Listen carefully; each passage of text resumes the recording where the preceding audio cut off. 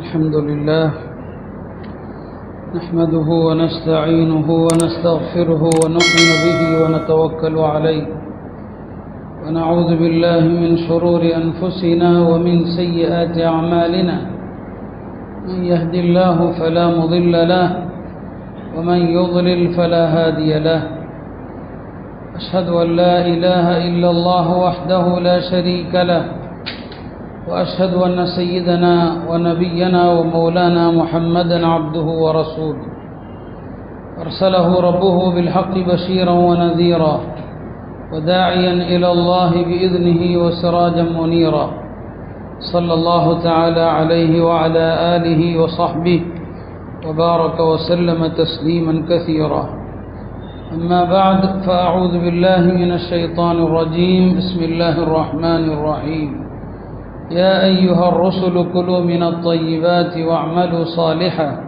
إني بما تعملون عليم وقال النبي صلى الله عليه وسلم إن هذا المال حلوة خضرة من أصابه بحقه بورك له فيه ورب متخوض فيما شاءت به نفسه ليس له يوم القيامة إلا النار أو كما قال صلى الله عليه وسلم.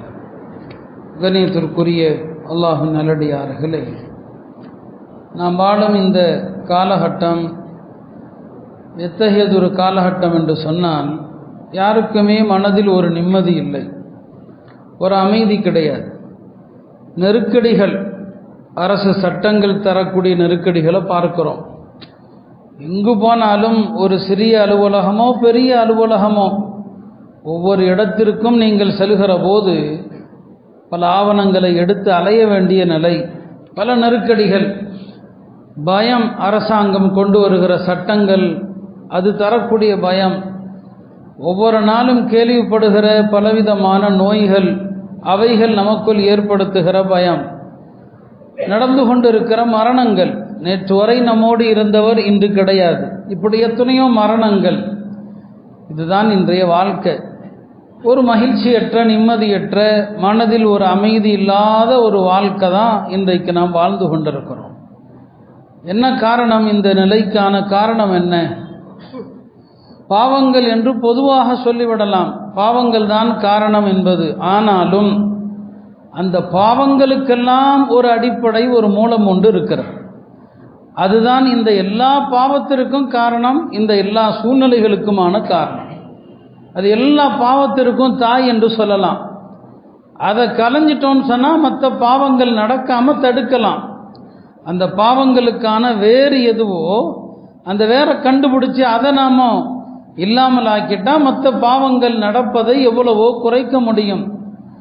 அந்த பாவம்தான் ஹராமான செல்வங்கள் தரக்கூடிய விளைவுகள், ஹராமான செல்வத்தினுடைய பாதிப்புகள். அதை எவ்வளவு முறை சொன்னாலும் நம்முடைய அறிவுக்கு எட்டுவது கிடையாது. இந்த காசு, பணம் என்பது பார்த்ததும் தரக்கூடிய அந்த கவர்ச்சி, அதை பார்க்கும்போது மனித உள்ளத்தில் ஏற்படுகிற பேராசை, அதுதான் நமக்கு தெரியுமே தவிர, இந்த ஹராமான காசு என் பாக்கெட்டில் வந்தால் என்னென்ன நடக்கும், என் வீட்டுக்குள்ளே வந்தால் என்ன நடக்கும், என் மனைவி மக்கள் என்ன ஆவாங்க, இதை சாப்பிட்டா அவங்களுக்கு என்ன ஏற்படும், துனியாவில் என்னென்ன பிரச்சனை, ஆகிரத்தில் என்னென்ன பிரச்சனை. ஒரு கணம் மனுஷன் இதையெல்லாம் சிந்திச்சான்னு சொன்னால், வேண்டாம்ப்பா இந்த காசு வேண்டாம், ஆயிரக்கணக்கில் லட்சக்கணக்கில் என்ன இந்த காசே வேண்டான்னு சொல்லிடுவான். ஒரு நிமிஷம் அந்த பாதிப்புகளை சிந்தித்தார். அந்த பாதிப்புகளை சிந்திக்கிறதே இல்லை நாம. அதனால தான் நாம் இத்தனை நெருக்கடிகளும், இத்தனை பிரச்சனைகளும், நோய்களும், மருத்துவமனையில் கிடக்கிற முஸ்லிம்களுடைய கூட்டமும், எல்லாவற்றையும் நாம் திரும்ப திரும்ப பார்த்தாலும் இந்த காசுக்கு அடிமையாக தான் இருக்கிறோம். இந்த உலக வாழ்க்கை என்ன வாழ்க்கை இது? மனுஷன் மௌத்தான பிறகு திரும்ப உலகத்துக்கு வரணும்னு ஆசைப்பட மாட்டான்.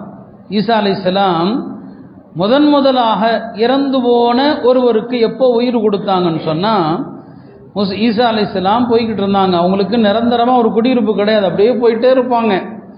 ஒரு நாள் ஒரு இடத்தை கடந்து போகும்போது ஒரு பெண்மணி அங்கே உட்கார்ந்து அழுது கொண்டிருக்கிறார். ஈசா அலைஹிஸ்ஸலாம் கேட்டாங்க, ஏமா இங்கே உட்கார்ந்து அழுதுட்டு இருக்கிறேன்னு சொல்லி.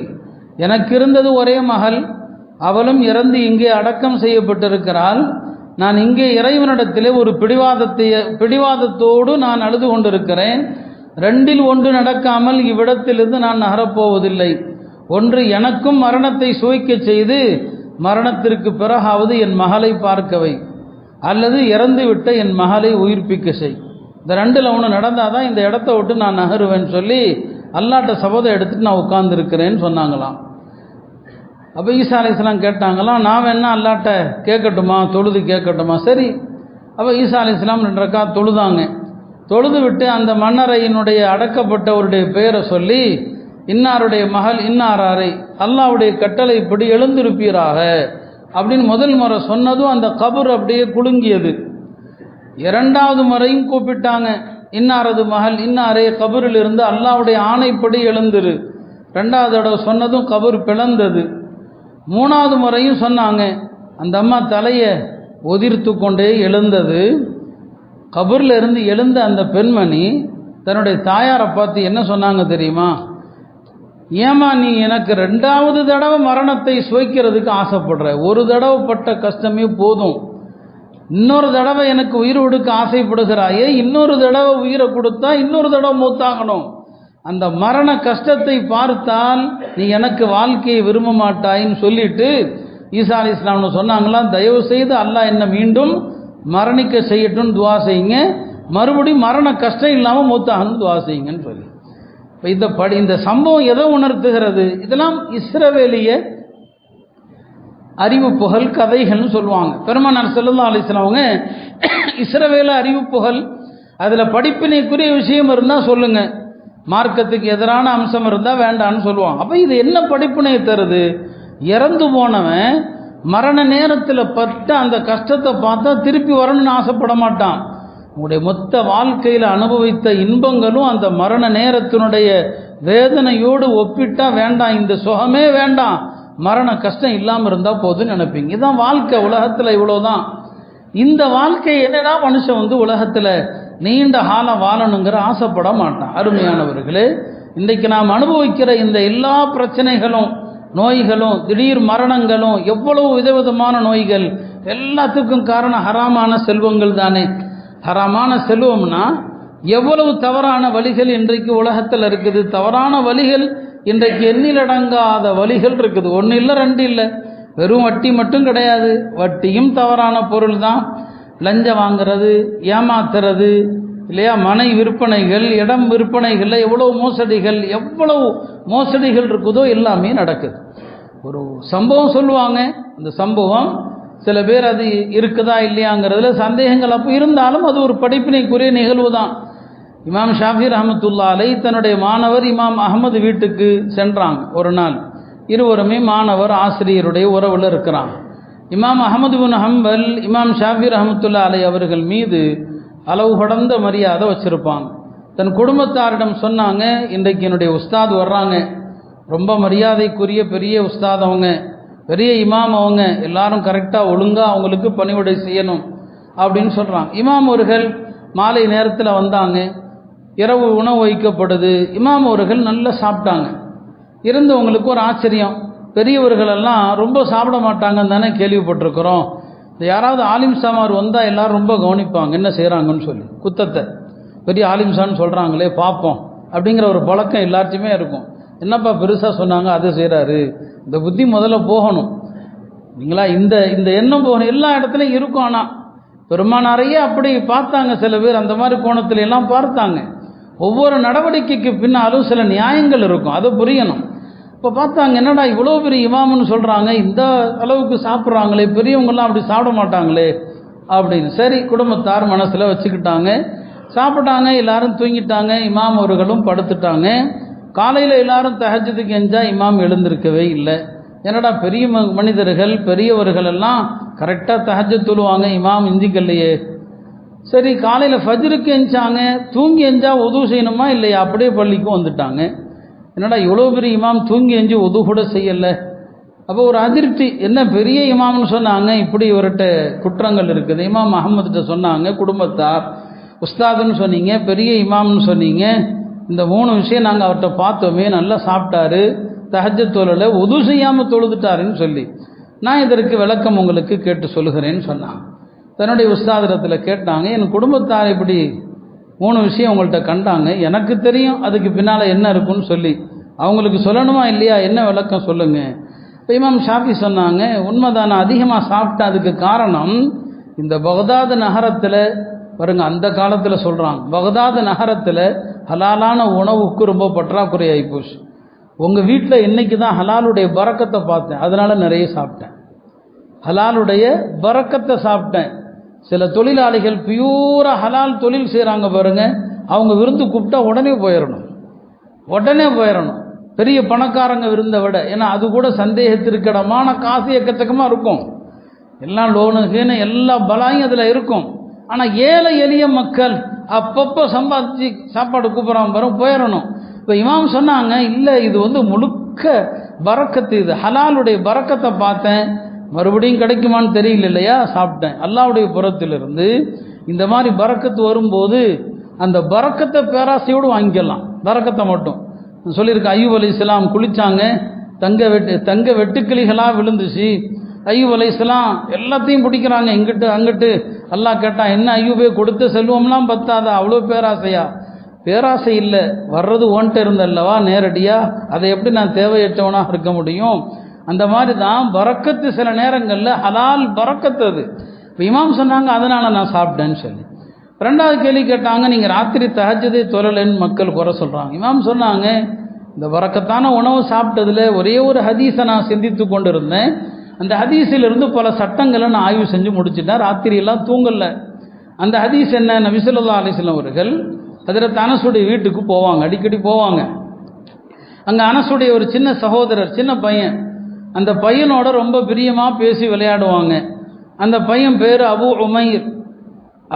உமைர் சொல்கிறேன், அதுக்கு விளக்கம். அவர் பேர் அபு உமைர்.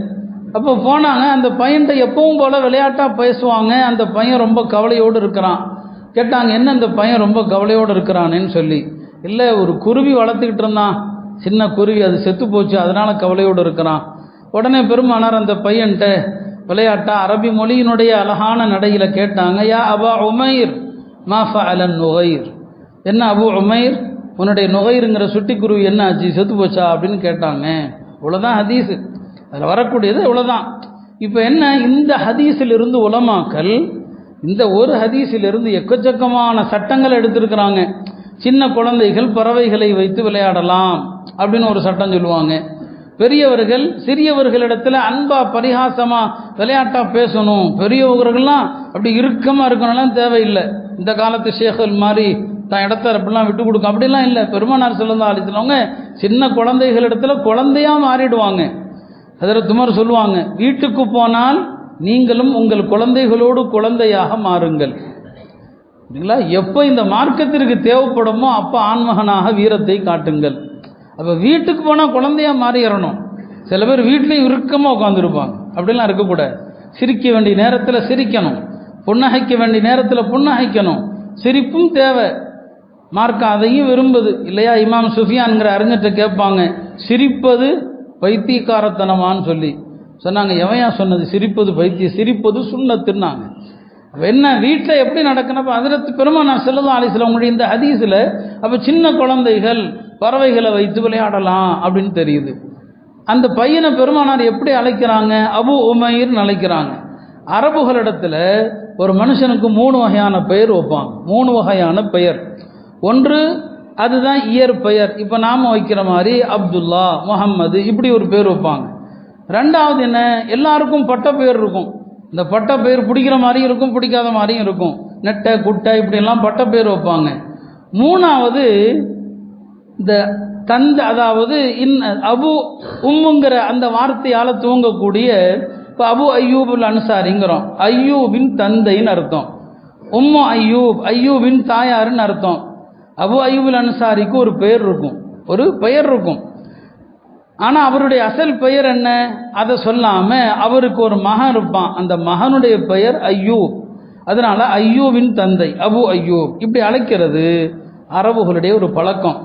நியாயமாக பார்த்தா இந்த மாதிரி யாருக்கு சொல்லலாம்? யாருக்கு கல்யாணமாகி குழந்தைகள்லாம் இருக்குதோ அவருக்கு சொல்லலாம். உங்களுக்கு அப்துல்லான்னு ஒரு மகன் இருந்தால் நீங்கள் அபு அப்துல்லா, அப்துல்லாவுடைய மகன். உங்கள் மனைவி உம்மு அப்துல்லா, அப்துல்லாவுடைய தாய். கல்யாணமாகி குழந்தை இருந்தால் தான் உங்களுக்கு சொல்லணும். ஆனால் அரபுகள் சின்ன பையனுக்கு கூட இந்த மாதிரி பேர் வச்சுக்குவாங்க. அபு உமைர், உமைரின் தந்தை. பெருமானாரும் அங்கீகரித்தாங்க. எங்கள் சின்ன பையனுக்கு குழந்தையே இல்லையே, அவருக்கு இனிமேல் தானே கல்யாணம் ஆகணும். ஆனாலும் பெருமானார் அதை ஏன் அங்கீகரித்தாங்கன்னா, இது ஒரு நற்சகனம். இந்த பையன் பெரியவனாகி வளர்ந்து கல்யாணமாகி குழந்தையெல்லாம் பெற்று அந்த குழந்தைக்கு இவன் தகப்பனாக ஆகட்டும் அப்படின்னு ஒரு நற்செய்தி. அதனால் இந்த பழக்கத்தை அரபுகள்கிட்ட இருந்துச்சு, பெருமானாரும் அங்கீகரித்தாங்க. அந்த சின்ன பையனையா அபு உமைர் என்னப்பா அவன் குருவி செத்து போச்சா அப்படின்னு கேட்குறான். பெருமானார் ஸல்லல்லாஹு அலைஹி வஸல்லம் அவருடைய ஹுஸ்ன குலுக், எல்லார் வீட்லேயும் போவாங்க, எல்லார் வீட்டுக்கும் போவாங்க. சாதாரண மக்கள் பெரியவர்கள் என்று பாகுபாடு நபி ஸல்லல்லாஹு அலைஹி வஸல்லம் அவங்கள்ட்ட இருந்ததே கிடையாது. எல்லார் வீட்டுக்கும் போவாங்க. இப்படி இந்த ஹதீஸில் இருந்து சட்டம், இந்த சட்டம், அந்த சட்டம் என்று எக்கச்சக்கமான சட்டங்கள் இமாம் ஷாஃபி ரஹ்மத்துல்லாஹி அலைஹி சொன்னாங்க. நான் இந்த ஹதீஸிலிருந்து பல சட்டங்களை நான் எடுத்து விட்டேன்னு சொன்னாங்க. ராத்திரி முழுக்க சரி, காலையில் ஏன் ஃபஜ்ர் தொழுகைக்கு உது செய்யலை, விட கிடச்சிருச்சு. இஷாவில் செஞ்ச உது தான், இஷாவில் செஞ்ச உது. ராத்திரி தூங்கினா தானே உது முறியும், அதே உதுவில் ஃபஜ்ர் தொழுதேன்னு சொன்னாங்க. இதில் என்ன, ஒரு இமாமுடைய வீட்டுக்கு போன நேரத்தில் ஒரு ஹலாலான உணவுடைய பரக்கத்.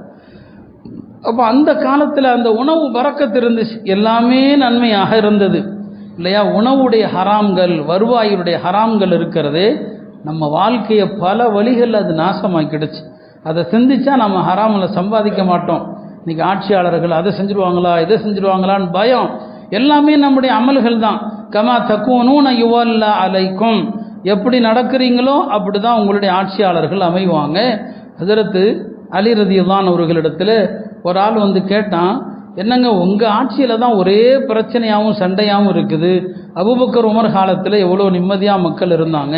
ஹஜரத் அலி சொன்னாங்க, அபூபக்கர் உமருடைய காலத்தில் அவங்க ஆட்சிக்கு கீழே இருந்தவர்கள் என்னை போன்றவர்கள், ஏன் ஆட்சிக்கு கீழே இருக்கிற ஆளுக ஒன்றை போல ஆளுக, எப்படி பிரச்சனை இல்லாமல் இருக்கும்.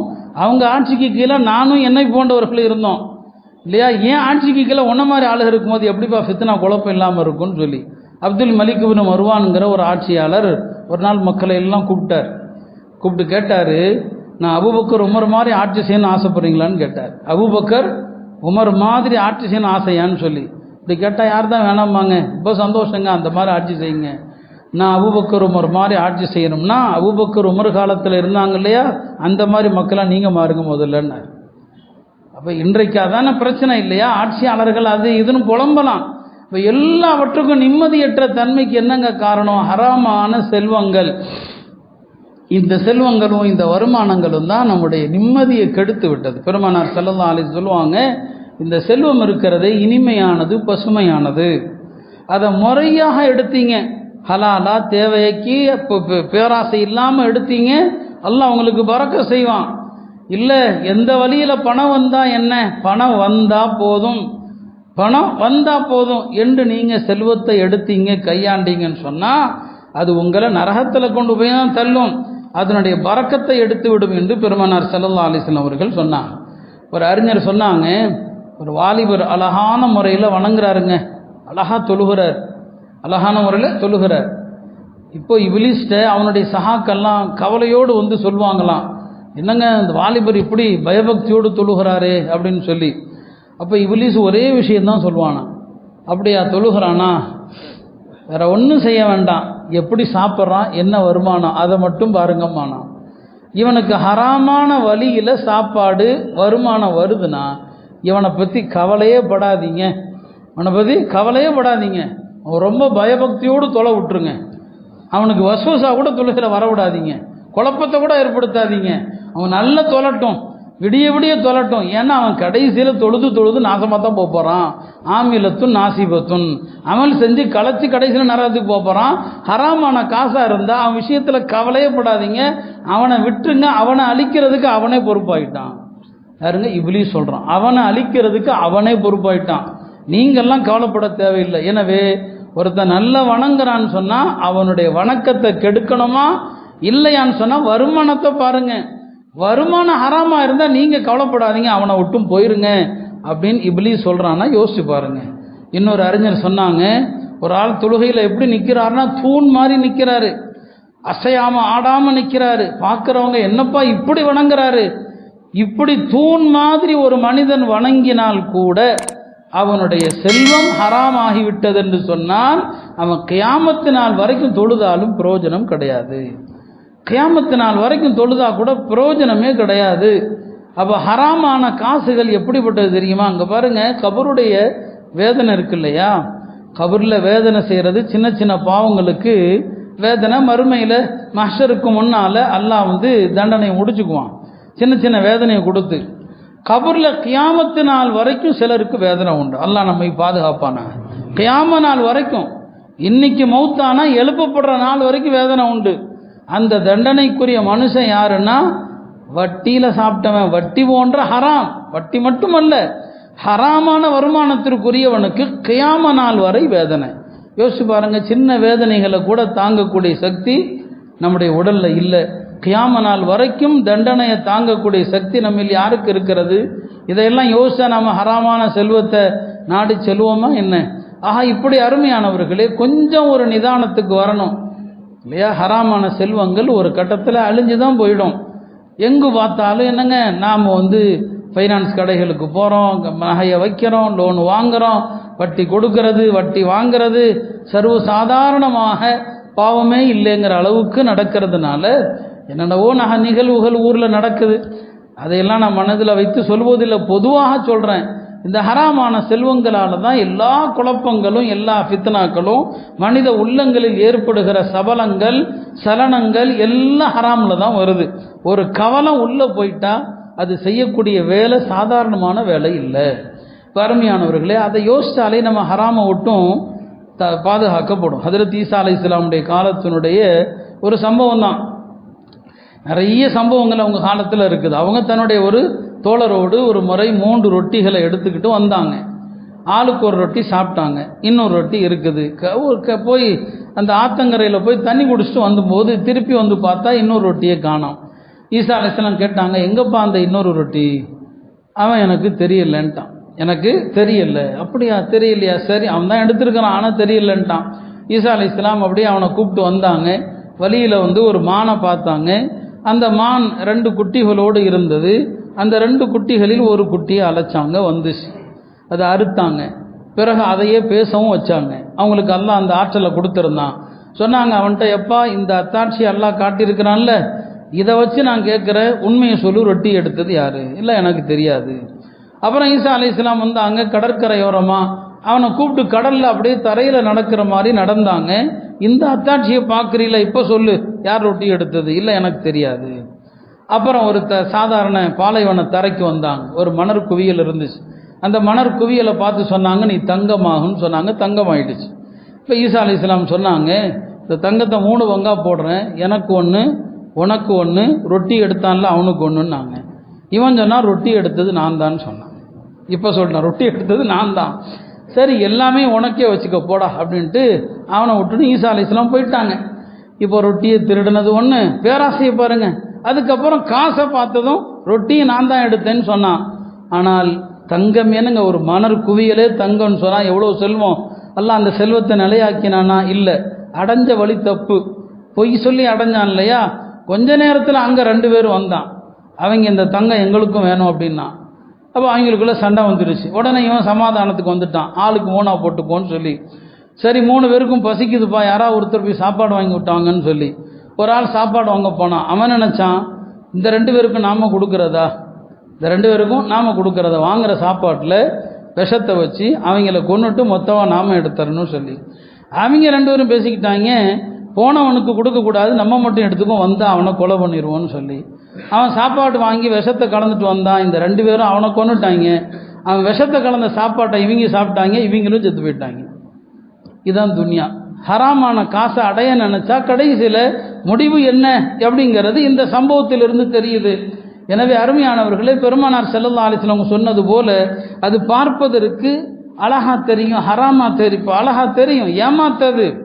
ரொம்ப பேர் நினைக்கிறாங்க ஹராமான செல்வங்கள், தவறான வழியில் சம்பாதிச்சது, அபகரித்தது, திருடினது, பிறரை ஏமாத்தினது, பொய் சொன்னது, இப்படியெல்லாம் கிடைச்சதில்ல சதக்கா செஞ்சுட்டா சரியாயிடுமில்ல, ஏதோ ஒரு மரிசாவுக்கு செஞ்சுட்டா, ஒரு பள்ளியாசலுக்கு செஞ்சுட்டா, மிஸ்கினுக்கு சோறு போட்டா, பெருமானார் ஸல்லல்லாஹு அலைஹி வஸல்லம் சொன்னாங்க, மன் ஜமஅ மாலன் ஹராமன், ஹராமான காசை யார் சேர்த்து வச்சு சும்மா தசத்தக பிஹி, அதை கொண்டு அவன் தர்மம் செஞ்சான்னு சொன்னா அதில் அவனுக்கு லம் யகுன் லஹு ஃபீஹி அஜ்ருன், நன்மையே அவனுக்கு கிடைக்காது. வகான இஸ்ருஹு அலை, அவனுக்கு அது பாவமாகத்தான் அமையும். அது ஹராமான காசுல நீங்க தர்மம் செஞ்சா அது உங்களுக்கு நன்மை இல்லை. பஸ்ராவுடைய கவர்னராக ஒருத்தர் இருந்தார்.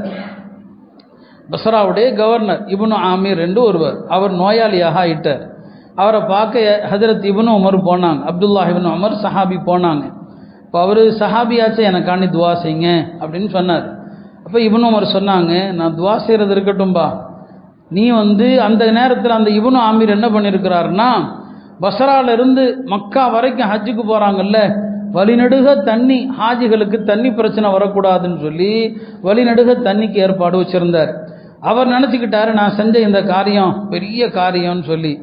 அப்போ இப்னு உமர் சொன்னாங்க, நீ வழிநடுக ஹாஜிகளுக்காக தண்ணியை சதக்கா செஞ்சு வச்சிருக்கிற, ஆனால் பெருமானார் சொன்னாங்க, லா துக்பல் ஸலாத்தும் பிகைரி துஹூர், சுத்தம் இல்லாத தொழுகையும் ஏற்கப்படாது.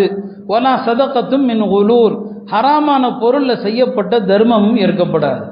நீ ஹராமான காசுல தர்மம் செஞ்சிருக்கிற, நீ மக்களுடைய பணத்தை கொள்ளையடிச்சு அந்த கொள்ளையடித்த பணத்தில் தான் நீ தர்மம் செஞ்சிருக்கிற, இந்த தர்மம் செல்லாது. நீ ஹாஜிகளுக்கு எவ்வளோதான் நீ செலவு பண்ணாலும் சரி, இந்த தர்மம் செல்லாதுன்னு சொன்னான். அருமையானவர்களே, இப்லீஸ் மக்களை வழிகெடுக்கிறதுல அவனுடைய பெரிய ஆயுதம் என்ன அப்படின்னு சொன்னா, அவன் சொன்னான்னா ஹராமான செல்வத்தை, ஹராமான வருமானத்தை தூண்டுறது தான் ரொம்ப ரொம்ப ரொம்ப எனக்கு பிடித்தமானதுன்னு சொன்னானா. என்ன காரணம்னா, மற்ற எல்லா பாவத்தையும் இது கொண்டு வந்துடும் அப்படின்னா. ஹராமான வருமானம் உள்ள போறது ஹராம் ஆயிடுச்சு, போடுற சட்டையிலிருந்து எல்லாமே ஹராம் ஆயிடுச்சு, அவன் எல்லா பாவத்தையும் செய்வான். அவனுக்குள் சபலத்தை உண்டாக்குறது லேசு, அவன் தப்பு பண்ணுவான், அந்த தப்பு பண்ணுவான், வேற என்னென்ன தவறுகள் இருக்கோ எல்லாமே செய்வான். அதனால ஒரு மனிதனுடைய செல்வத்தை தூய்மை இல்லாம அசிங்கமாக்கிட்டா அது நஜிஸ், அது அசிங்கமான செல்வம், அது அசுத்தம். அசுத்தம் உள்ள போயிட்டா அவன்கிட்ட எந்த நல்ல அமலும் வராது. இதுதான் இப்லீஸுடைய சூழ்ச்சி. எனவே அருமையானவர்களே, நோய்களும் நெருக்கடிகளும் பிரச்சனைகளும் நாளுக்கு நாள் நம்ம கேள்விப்படுறோமா இல்லையா? அப்போ இதெல்லாம் என்ன காரணம்? நம்மள்கிட்ட பேணுதலற்ற ஒரு வாழ்க்கை தான். எந்த வகையிலையும் நம்மளிடம் பேணுதல் இல்லை. இந்த பேணுதல் நம்மள்கிட்ட வந்துருச்சு, நம்முடைய எல்லா நிலைகளும் சரியாகும், நாம் கேட்குற துவாக்கள் கபூல் ஆகும். சாது நபி வக்காஸ் நபி ஸல்லல்லாஹு அலைஹி வஸல்லம் அவங்கள்ட்ட துவா கபூலாக என்ன செய்யணும்?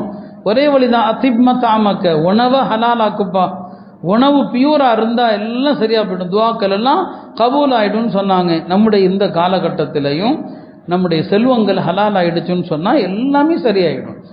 முயற்சி செய்யணும். இன்னைக்கு ஹராமுடைய வழிகள் எக்கச்சக்கமாகி போச்சு. நம்ம பேங்கில் பணம் போடுறதே ஹராமு தான், பேங்கில் பணம் போடுறதே ஹராமு தான். ஏன்னா அது பெரிய வட்டி கடை தான், இல்லை வேற வழி இல்லை, பெரிய தொகையை கையில் வச்சிருக்க முடியாது. சட்டத்திட்டத்தின் அடிப்படையில் நாம் கேஷாக கையில் வைக்க முடியாது. நிர்பந்தத்திற்கு போடுறோன்னு சொன்னால் எந்த அக்கௌண்ட்டில் வட்டி வராதோ அதில் போடணும், அதான் மார்க்க சட்டம் இல்லையா? வேறு சில அக்கௌண்ட்டில் வட்டி வந்துச்சு அப்படின்னு சொன்னால் அந்த வட்டிக்கும் நமக்கும் சம்பந்தம் இல்லைன்னு எழுதி கொடுத்தரணும். அப்படி எழுதி கொடுக்கலாம், எனக்கும் இந்த வட்டிக்கும் வேண்டாம் சம்பந்தம் இல்லைன்னு சொல்லி. கடைசி வழி என்ன? எடுத்து அதை ஏறெடுத்தும் பார்க்காம யாராவது ஏழைகள் கையில் பேங்கை விட்டு வெளியே வந்ததும் கொடுத்துருங்க. அந்த பணத்தை கையில் வச்சிட்டு இருக்கிற ஒவ்வொரு நொடியும் முசீபத்து தான். உங்களை விட்டு அது வெளியே போகிற வரைக்கும் எந்த நோயும் வரலாம், எந்த நோயும் வரலாம், குடும்பத்தில் யாருக்கு வேண்டுமானாலும் வரலாம். அப்போ ஹராமான செல்வங்கள் இருக்குது, அது சாதாரணமாக ஒரு மனுஷனை சும்மாவே விடாது. அது எப்படியெல்லாம் துரத்தும் அப்படிங்கிற சம்பவங்கள் வரலாறுகள் ஆரம்பித்தா இந்த பயான் இப்போ முடியாது. எனவே அருமையானவர்களே, அல்லாஹ்வை பயந்து நடப்போம். எல்லாருடைய வாழ்க்கை இன்னைக்கு அப்படி தான் ஆகிப்போச்சு. உங்களை நான் குறை சொல்லலை, எல்லார் வாழ்க்கையும் என்னிலிருந்து எல்லாருமே நம்மளை அறியாமல் இன்னைக்கு சந்தேகத்திற்கிடமான உணவுகளை சாப்பிட ஆரம்பிச்சிட்டோம். எல்லார் வாழ்க்கையிலுமே பேணுதல் போயிடுச்சு. பாமர மக்கள், உலமாக்கள் என்று அத்தனை பேருடைய வாழ்க்கையிலுமே நிர்பந்தங்கள், ஏதாவது ஒரு சாக்கு போக்க சொல்லி நம்ம ஹராம ஹலாலாக்கக்கூடிய முயற்சிகளை செய்கிறோம். இந்த காலத்திலையும் பியூரா ஹலாலாக வாழ முடியும். சின்ன சின்ன கஷ்டங்கள் வரும், ஆனால் மனசில் நிம்மதி இருக்கும், முழு நிம்மதி. அந்த வாழ்க்கையை நம்ம அனுபவிச்சுட்டோம், ஹராம ஆசைப்படவே மாட்டோம். அதனால் நமக்கும் நம்முடைய குடும்பத்தாருக்கும் காலம் முழுக்க ரிஸ்க் ஹலால தான் கொடுக்கணும், ஹராம் வரவே வரக்கூடாதுங்கிற ஒரு முயற்சியில் இறங்கணும். அல்லாஹ்விடத்தில் துஆவும் செய்யணும். எல்லாம் வல்ல அல்லாஹ் ஹராமான எல்லா வழிகளிலிருந்தும் நம்மை பாதுகாப்பானாக. ஆகிரு தஅவானா அல்ஹம்துலில்லாஹி ரப்பில் ஆலமீன்.